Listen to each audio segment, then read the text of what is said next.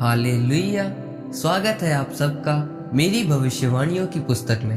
तो आइए हम आज के पवित्र वचन को पढ़ेंगे जो कि परमेश्वर के दास प्रेरित अंकुर यूसुफ नरूला जी द्वारा लिखा गया है। आत्मा में लड़े और जीते, जैसा कि प्रकाशित वाक्य अध्याय 21 उसकी 7 आयत में लिखा, जो जय पाए वही इन वस्तुओं का वारिस होगा और मैं उसका परमेश्वर होऊंगा और वह मेरा पुत्र होगा। मेरे प्रियो, बाइबल में लिखा है कि एलिया मेरे और आपके समान दुख सुख भोगी मनुष्य था। उसने 850 बाल के नबियों को एक पहाड़ के ऊपर इकट्ठा किया और कहा कि मैं परमेश्वर से प्रार्थना करूंगा और इस वेदी को पानी से भर के इसके ऊपर भेंट चढ़ाकर परमेश्वर से कहूंगा कि इसके ऊपर आग उतारे। उसने बाल के नबियों से कहा कि तुम भी ऐसा करना और जिसका परमेश्वर सच्चा होगा वह आग को उतार कर उत्तर देगा। जब बाल के नबियों ने ऐसा किया तो आग नहीं उतरी, पर जब एलिया ने परमेश्वर से प्रार्थना की तो उस वेदी और उसके ऊपर की भेंट पर आग उतरी। बाइबल में लिखा है कि लोगों ने देखा कि एलिया का परमेश्वर सच्चा है और बाल के सारे नबी उसी समय मार डाले गए।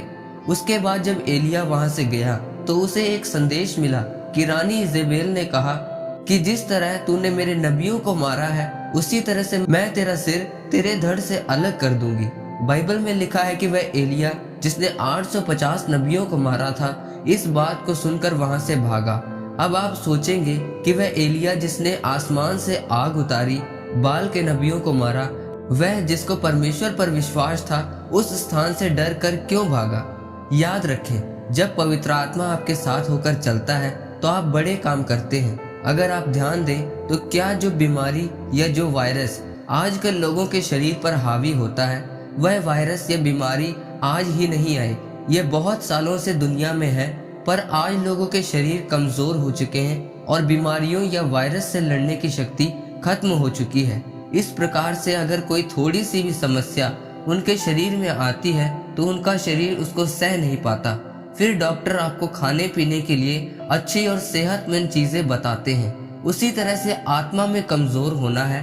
जब आप प्रार्थना, बाइबल पढ़ने और उपवास को उचित स्थान नहीं देते तो आपकी आत्मा भी कमजोर होती है, जिससे शैतान का हमला आपकी आत्मा पर असर करता है। लेकिन आज कुछ ऐसे लोग भी हैं जिन्हें कोई बीमारी या वायरस का बुरा प्रभाव नहीं पड़ता, क्योंकि वह पहले से ही अच्छी और सेहतमंद चीजें खा रहे हैं। उसी तरह से एक प्रार्थना करने वाला मसीही है, वह उन लोगों की तरह है जो अपने शरीर का ध्यान रखते हैं और अपनी आत्मा को ताकतवर कर रहे हैं। जो लोग हमेशा परमेश्वर की हजूरी में रहते हैं, परमेश्वर उन्हें अपनी आत्मा से भरता है, क्योंकि उनको पता है कि एक मसीही होने पर शैतान उनके ऊपर हमला करेगा। जैसे बाइबल में लिखा है कि परमेश्वर के सारे हथियार बांध लो ताकि तुम बुरे दिनों का सामना कर सको। इसलिए वह विश्वासी जो आत्मा में मजबूत है कभी नहीं गिरता। जिस तरह से एलिया प्रार्थना में था और 850 नबियों को मार कर आया, और जिस दिन वह प्रार्थना में नहीं था तो एक रानी के डर से वह भाग रहा था। जब आप समझ चुके होंगे कि आपका भरोसा आपके शरीर पर नहीं बल्कि आत्मा पर होना चाहिए, क्योंकि जब आप आत्मा से लड़ते हैं तो हमेशा जीत आपकी होती है। परमेश्वर आपको इस वचन के द्वारा आशीषित करे। आमीन।